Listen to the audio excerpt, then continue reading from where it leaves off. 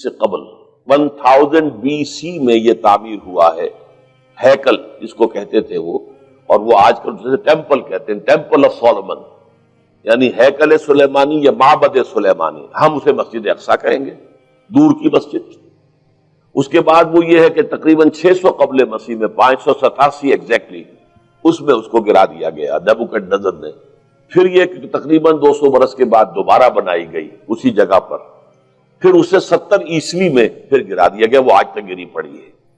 تو جب حضور صلی اللہ علیہ وسلم کو معراج ہوا ہے تو وہاں کوئی عمارت نہیں تھی، البتہ یہ کہ معلوم ہوتا ہے کہ ایک گرجا وہاں پر بنا دیا گیا تھا، اس لیے کہ یہ جب ہیڈریان نے اس کو آباد کیا دوبارہ سن 70 میں تو تباہ و برباد کر دیا تھا ٹائٹس رومی نے سن 70 عیسوی میں، حضرت عیسیٰ علیہ السلام کے رفع سماوی کے 40 برس کے بعد تو اس نے گرا دیا اور پورا شہر ویران کر دیا۔ لیکن پھر 60-70 برس کے بعد وہ ایمپرر تھا ہیڈریان رومن ایمپرر، اس نے دوبارہ آباد کیا، اور دوبارہ آباد کیا تو اس کا نام ایلیا رکھا، اب یروشلم نہیں رہا۔ اور پھر یہ کہ جب سن 300 عیسوی میں جو ایمپرر کانسٹنٹائن تھا قسطنطین، وہ جب عیسائی ہو گیا تو اب یہ پوری مملکت عیسائی ہو گئی، تو پھر وہاں ایک گرجا تعمیر کر دیا گیا۔ اس گرجا میں حضرت عمر گئے تھے، جب انہوں نے ہینڈ اوور کیا ہے حضرت عمر کو وہاں کے عیسائیوں نے، تو جب حضرت عمر اس گرجا کے اندر ہی ابھی تھے، دیکھ رہے تھے جگہ، تو نماز ظہر کا وقت ہو گیا، تو حضرت عمر نے فرمایا کہ میرا نماز کا وقت ہے، تو انہوں نے کہا وہاں کے عیسائیوں نے کہ آپ یہی پڑھ لیجیے، تو فرمایا نہیں، اگر میں یہاں پڑھوں گا تو اسے پھر مسلمان مسجد بنا لیں گے۔ تو باپ باہر گئے اور اس قبۃ الصخرہ کے اوپر جا کے نماز پڑھی آپ نے۔ یہ جو اس وقت جو دوم نظر آتا ہے یہ ہے وہ چٹان، اور یہ بڑی اس کے اوپر گردہ وردہ پڑا ہوا تھا، کچرا وچرا تھا، اسے صاف کیا اور اس پر آپ نے نماز پڑھی،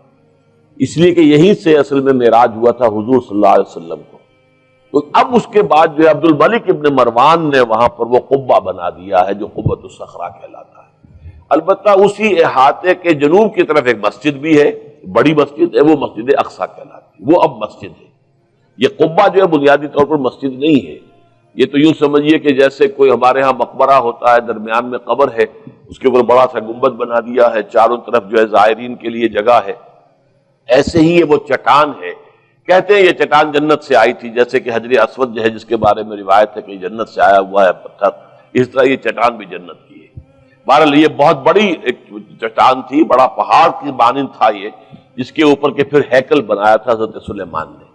اب ہوتے ہوتے وہ چھوٹا رہ گیا ہے، جیسے کہ اب کوہ صفا کوہ مروہ کیا رہ گئے، کچھ بھی نہیں ہے، ان کا نشان ہے صرف کہ ہاں یہاں کبھی ایک پہاڑی ہوتی ہوگی جس کے کچھ پتھر جو ہیں وہ نظر آ رہے ہیں، اسی طرح سے وہ ایک چٹان ہے، اگرچہ بہت بڑی ہے کوہ صفا اور مروہ کے مقابلے میں، تو اس کے گرد ایک پلیٹ فارم سا بنا دیا گیا ہے اور اس کے اوپر یہ قبہ ہے۔ تو یہ ہے اصل میں جو کہ حرم شریف کہلاتا ہے اس وقت، اور سارا جھگڑا جو ہے یہود کا اور مسلمانوں کا وہ اس پر ہے۔ ورنہ یہودی یہود بیراق جو ہے، جو یہودی وزیر اعظم ہے اس وقت، اس نے یہ آفر تو کر لی تھی کہ ٹھیک ہے مسجد اقصی موجود رہے اور اس کے اوپر جو ہے کنٹرول بھی فلسطینی مسلمانوں کا رہے، لیکن یہ قبۃ الصخرہ پر نہیں ہے، اس لیے کہ یہ ہے وہ جگہ جہاں انہیں اس کو گرا کر اور اپنا تھرڈ ٹیمپل تعمیر کرنا ہے۔ یہ انہوں نے اپنے یہودی جو مذہبی عناصر ہیں انہیں رشوت دے رکھی ہے کہ باقی ہر معاملے میں تم ہمیں اجازت دے دو کہ ہم نے سینائی واپس کر دیا، ٹھیک ہے، گولان ہائٹس بھی واپس کر دیں گے شام کو، اور اسی طریقے سے ویسٹ بینک وغیرہ پر ہم ایک فلسطینی ریاست بنا رہے ہیں، تم اس کی اجازت ہمیں دے دو، لیکن ہم یہ جہاں تک یروشلم کے بارے میں ان کا کہنا تھا کہ یہ ہمارا جوائنٹ ایک ہی متحدہ دارالخلافہ رہے گا، عربوں کا کوئی تعلق اس سے نہیں ہوگا، یہ پورا کا پورا ہمارے پاس رہے گا، اور پھر یہ کہ یہاں پر ہم وہ بنائیں گے اپنا ہیکل۔